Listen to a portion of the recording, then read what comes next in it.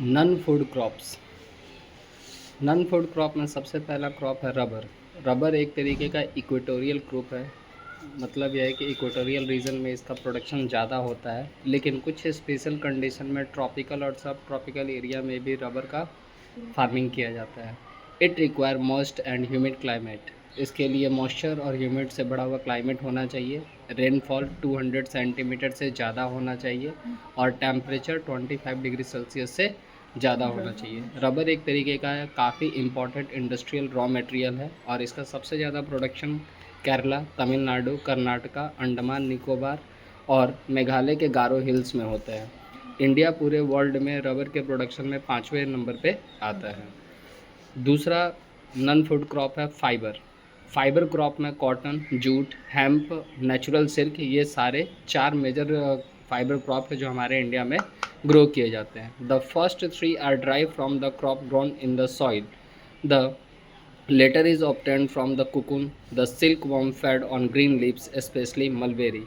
ये जो 4 fibre crop का नाम दिया गया है, इनमें कॉटन, जूट और हेम्प, ये तो लैंड पे इनका एग्रीकल्चरिंग होता है, लेकिन जो सिल्क होता है वो सिल्क वॉर्म से, ठीक है, निकाला जाता है, जो कि कोकून के प्लांट पर वगैरह या मलबेरी के पत्तों पर हम लोगों को देखने को मिलता है। सिल्क वॉर्म का जो सिल्क प्रोडक्शन का जो फार्मिंग होता है उसको हम लोग सेरी कल्चर बोलते हैं, ठीक है। उसके बाद इसमें नाम आता है cotton. India is believe to be the original home of the cotton plant. पूरी दुनिया में इंडिया को ओरिजिनल होम माना जाता है कॉटन के लिए।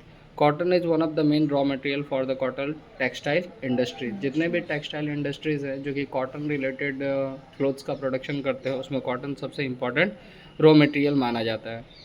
इंडिया पूरे वर्ल्ड में तीसरे नंबर पे आता है कॉटन प्रोडक्शन के मामले में। कॉटन जो होता है ड्रायर पार्ट्स ऑफ इंडिया में ज़्यादातर प्रोडक्शन इनका होता है, जिसके लिए ब्लैक सॉइल काफ़ी आइडियल माना जाता है और सबसे ज़्यादा ब्लैक सॉइल का क्वांटिटी डेक्कन प्लेट्यू के एरिया में देखने को मिलता है। कॉटन के एग्रीकल्चरिंग के लिए हाई टेम्परेचर, लाइट रेनफॉल और इरिगेशन के रिक्वायरमेंट होती है। 210 forest free days and bring sunshine for the growth. ठीक है, मतलब इसका प्लांट को तैयार होने में लगभग 210 दिन का, मतलब 6 से 7 महीने का समय लग जाता है। कॉटन एक तरीके का खरीफ क्रॉप है और इसके कंप्लीट होने में 6 से 8 महीने का टाइम लग जाता है। इंडिया में महाराष्ट्र, गुजरात, मध्य प्रदेश, कर्नाटका, आंध्र प्रदेश, तमिलनाडु, पंजाब, हरियाणा और Uttar Pradesh major cotton production करने वाले स्टेट हैं।